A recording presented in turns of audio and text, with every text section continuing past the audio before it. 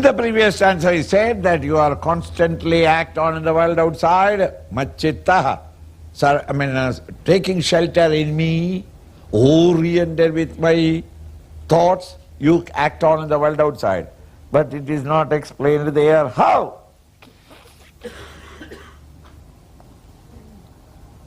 Arjuna is a person not satisfied by mere theory.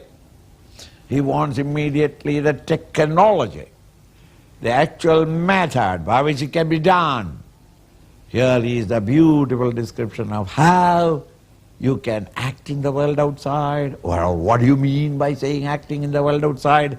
God-centered, not ego-centered as we are now doing. How am I to shift it to God-centered activity? Chetasa, by mere thought. Sarva karmani, in all your actions. Actions are same. With hands and legs you act on in the world outside. But chetasa, by the mind, mai sanyasya matparaha, renouncing all activities to me, invoking me, surrendering to me. It's all one and the same act described in different standpoints. Surrender to the Lord, it doesn't mean that you give up all your activities and sit quietly in one quiet room and then surrender. I have surrendered, Lord. And at 12 o'clock when you are lunchtime and you are hungry, if you open the mouth, no God in the world will come and fill it up with food. Never. You have been given a pair of hands and legs, work and sweat and earn and eat. He won't come and feed you. Even birds and animals which are surrendered totally to nature, they have to go and search and find out their prey. So surrender doesn't mean that keep them hands and legs quiet. Idleness is not nishkama or kama, actionless existence. Naishkarmi. Then what am I to do? Act without ego and egocentric desires. But how can I? By surrendering the ego and egocentric centers to the Lord. That is what I am doing. I have surrendered everything. I have given up my job and I am not going to apply for another job. I have given up my house, I have given up everything. I have nothing but a broken shoes and this pair of pants.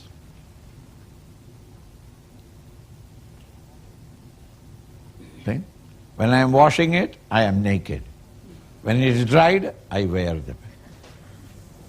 And I wash it only once in 3 months.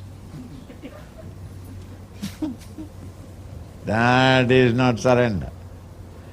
Every night after dinner when you go to bed, you are totally surrendering to sleep. Every day. And then when you say surrender to the Lord, you say, how am I to surrender? How do you surrender to sleep? Surrender to sleep means invoking the sleep and allow sleep state of consciousness to overwhelm you, to swallow you. You are totally cut off from the world of the waking world. To give up the aga of the physical, mental, intellectual world. Thereby, total renunciation of the waking state of ego is invoking sleep. Think. Instead of invoking sleep state of non-apprehension, to invoke Him who is nothing but pure apprehension. In your seed of meditation is called total surrender. So surrendering yourself to me, all your actions by thought, that is how you go to sleep. By thought, all other thoughts that are arising, you renounce it. How? Mat-para-paraha. Keeping me as the only goal that you want to reach. Just as while you are sleeping, you want nothing in the world except that sleep. Therefore, wanting to reach the desire, wanting to fulfill the desire to sleep, you are ready to give up all other desires, all other agitations and worries and anxieties, expectations, in order to fulfill this desire.